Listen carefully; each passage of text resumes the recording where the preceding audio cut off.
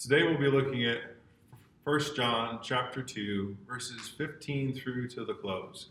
And the title of the sermon is Lost Love. That may seem like an odd title, but as we come down to the conclusion, it really fits.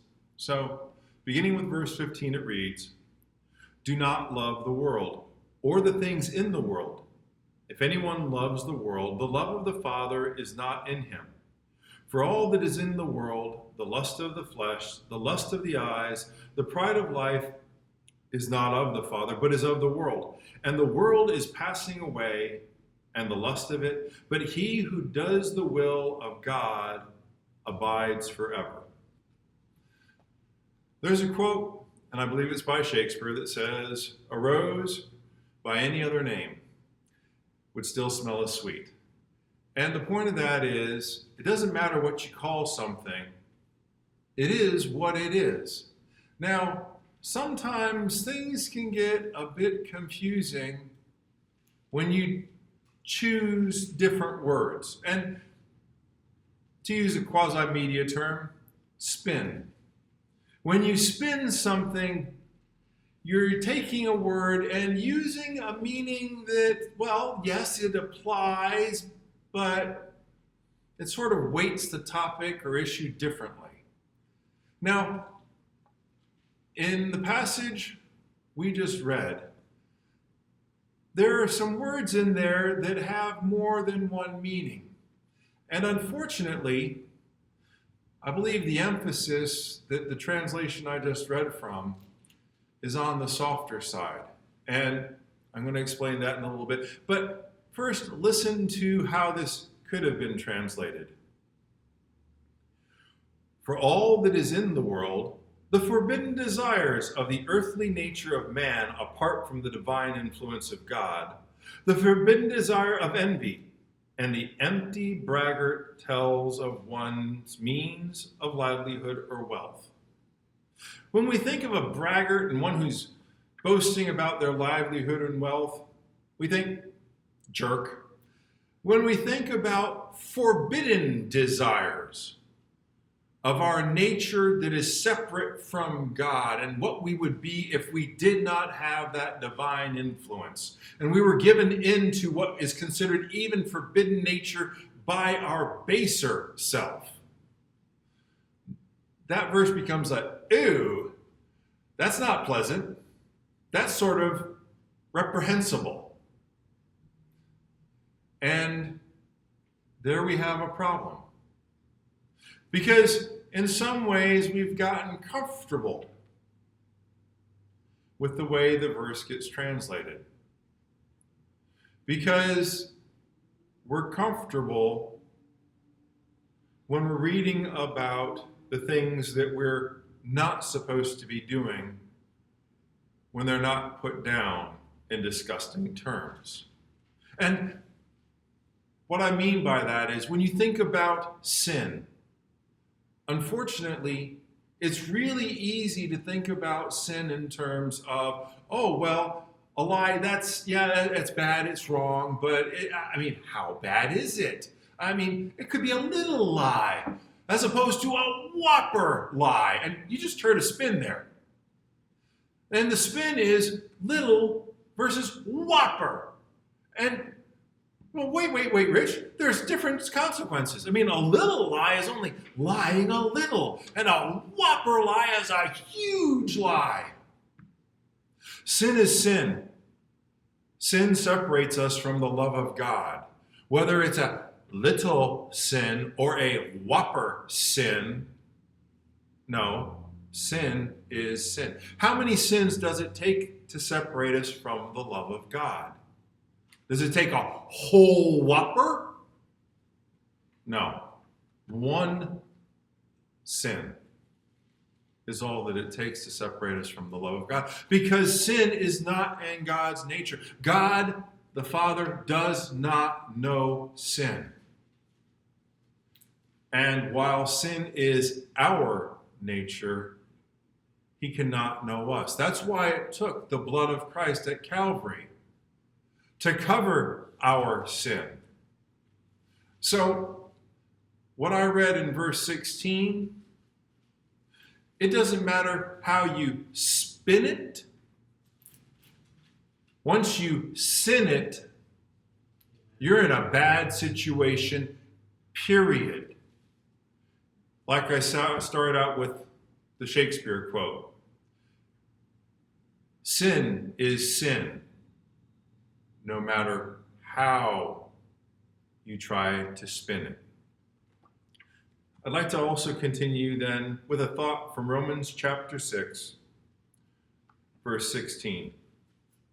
It says, "Do you not know that to whom you present yourselves slaves to obey, you are that one slave whom you obey, whether of sin leading to death or of obedience leading to righteousness?" And again, we got a fun spin word in there.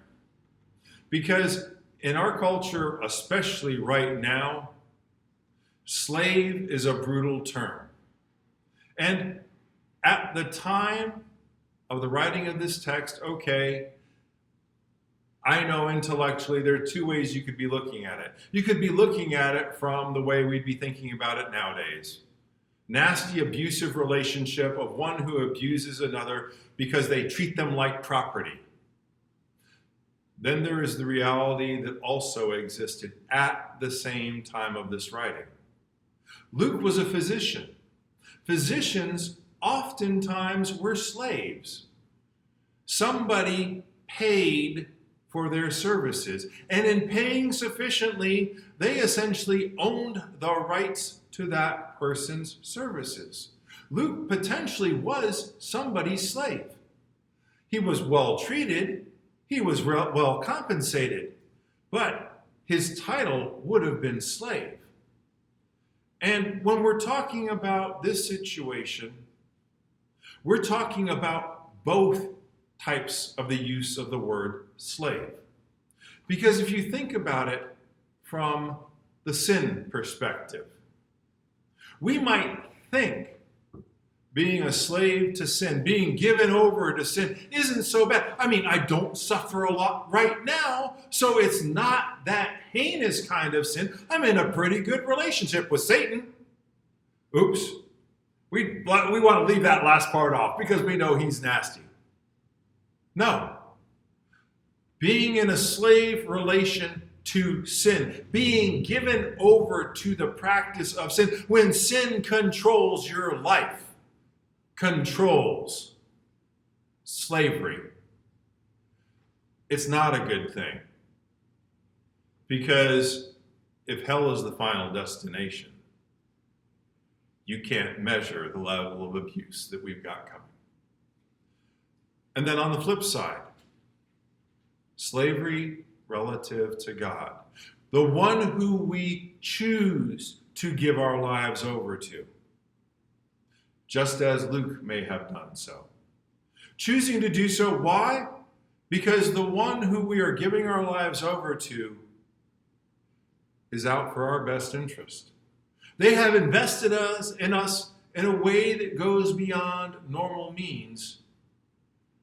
And because of that, we feel a debt toward them. Christ came and died at Calvary. We've got a whopper-sized debt. We are slaves by choice. And the truth is, whether it be a slave to sin or a slave to following God, it's still by choice. Now, we started this off talking about the love of the world and the love of the things in the world and being given to wrong desires. I'd like to put this back into the perspective of the world and Christ before Calvary. To do that, let's look at Luke chapter 17. We'll begin with verse 25. And I'm going to break this up because there's some important points. Starting with verse 25. But first, he must suffer many things and be rejected by this generation. Who are the people rejecting him? The people who saw the miracles. The people who saw him feed thousands with a couple of loaves of bread and a couple of fishes. The people who saw him raise others from the dead. These are the people who are choosing to reject him. Judas, one of the ones who received power to heal, is one of the ones who will choose to reject him. Let's continue. And as it was in the days of Noah, so it will be in the days of the Son of Man. They ate, they drank, they married wives, they were given in marriage until the day that Noah entered the ark, and the flood came and destroyed them all. We know from another passage in 1 Peter that Noah didn't just go out and build the ark. While he was building the ark, he was teaching the people. He was preaching to the people. He wasn't just telling them, oh, rain's coming. What's rain, Noah? No. He was telling them about the wrong decisions they've been making, about their disobedience relative to a God who at that time spoke to the fathers of the families. They knew God in a way we don't experience him today. And yet at that time even, they were rejecting the preaching of Noah. That ark, instead of being an ark that saved thousands of animals, could have been an ark saving thousands of souls. But people made a choice. They wanted their sin more than they wanted the truth Noah was giving them. Just like they wanted their sin more than the miracles that they saw from Christ. And to finish off the reading here, likewise, this is verse 28, as it was also in the days of Lot. They ate, they drank, they bought, they sold, they planted, they built, but on the day that Lot went out of Sodom, it rained fire and brimstone from heaven and destroyed them all. Even so will it be in the day when the Son of Man is revealed. In that day, he who is on the housetop and his goods are in the house, let him not come down to take them away. And likewise, the one who is in the field, let him not turn back. Remember Lot's wife. And while that doesn't sound so bad, and you think about, well, yeah, she turned around and turned to a pillar of salt. But what was so bad about turning around? Until you stop and think of the story. When the angels came and Lot invited them into his house was surrounded by the men of the community. And when Lot tried to bargain with them, and what he was bargaining with was his own daughters. Here, take and have your way with my daughters. Leave these men alone. And they were going to grab Lot, and who knows what next was going to come. The city that Lot's wife was turning back to was a city that was going to destroy her children in a heinous and disgusting way, was a city that was willing to destroy her husband, and yet she still had the desire to look back. That's sick and disgusting. And when we only think about, oh, she turned to a pillar of salt. No. She was sick and disgusting to have any part of her desire to look back upon the town that would do so much wrong to her own family. Sin is sin. And if we don't look at it like it's something disgusting, like it is something heinous, we get comfortable with it. And that's like being comfortable with a cobra and you look like a mouse to the cobra. It's going to devour you. It isn't going to be comfortable. It's going to be painful. It's going to be terrifying. Because when sin is in control, talk to an addict. Find out how happy they are being controlled by their sin. Talk to the person who's lost their job and lost their family because they couldn't control themselves, whether that be over alcohol, an inappropriate relationship, over a desire for money. Pick the messed up life you want. We call it messed up for a reason. And it's messed up by sin. Jumping back into 1 John, verse 17 again. And the world is passing away, and the lust of it. But he who does the will of God abides forever. Think about who he's writing to. He's writing to us. 1 John was written to the people who were already Christians. It's not a letter written to the world. It's written to the people who've already made a choice and given their lives over to Christ and are still hanging on to their worldly desires, are still putting first in their lives the best the world has to offer. Except the best ain't so hot. It doesn't last. Oh, but she looked or he looked good. Give them 10, 20 years, they won't. Oh, well, that car, like I said, give it 10 to 20 years, it won't. The prestige of, how long are you going to carry that prestige? I can't tell you the prestige of anybody past my father in my ancestry for the job he did. My grandfather was a farmer. I don't know that there was a lot of prestige in that. I can't tell you what his father did. I know he was wealthy. I know he disowned my grandfather, but I can't tell you what got him his wealth. Was it good or was it bad? These things pass away. They're not remembered. They are forgotten. And heaven help me, I can't tell you what it was like 4 generations back in my family line. We make a choice. We make a choice of who we desire to serve.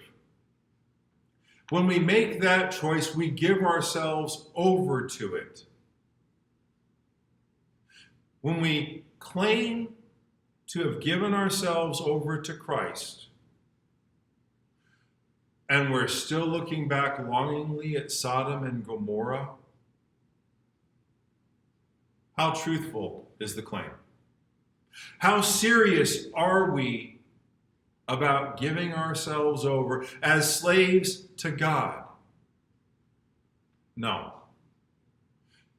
If we're looking back in desire for forbidden, disgusting things, then we're messed up. In Romans chapter 8, verses 5 through 8, for those who live according to the flesh set their minds on the things of the flesh, but those who live according to the Spirit, the things of the Spirit. For to be carnally minded is death, but to be spiritually minded is life and peace. Because the carnal mind is enmity against God, for it is not subject to the law of God, nor indeed can it be. So then, those who are in the flesh cannot please God. Those who leave their desires entrenched in the muck and the mire of this world, instead of doing their best to pull themselves up out of it after they've made the decision to be God's. If we stay hip deep, if we keep our big toe in it because, hey, that feels nice and squishy comfy. Really? It doesn't matter how much of us is in it. Desiring to be in it is just plain sick and messed up. It leads to death. Meaning, our slave agreement with Satan is full on lock. Whether or not people admit it or understand it, when you give yourselves over to him, oh yeah, he hangs on good and tight. And yeah, I'll be the first to admit, it can be a struggle. And no, not can be. It is a struggle to follow God, to be obedient to his teachings. That's part of the reason why we're told, take up your cross and follow daily. Sometimes it feels like that big a burden because the call to sin is good and loud. And Satan doesn't make it look nasty and disgusting. He spins it up really pretty. A rotting corpse, spiritually, is still a rotting corpse. The freedom, the love that God offers isn't like the love that's passing away in this world. God's love is eternal. It's everlasting. The love for the forbidden desires of the flesh, even if the other person doesn't get old and wrinkly, you sure will. You're joking with yourself if you think you're still going to be that desirable. It's not love. It's twisted and it's wrong. When we're willing to step back and say worse than being a pillar of salt would be to be the kind of person like Lot's wife was. To desire the things that would so destroy the lives of her loved ones.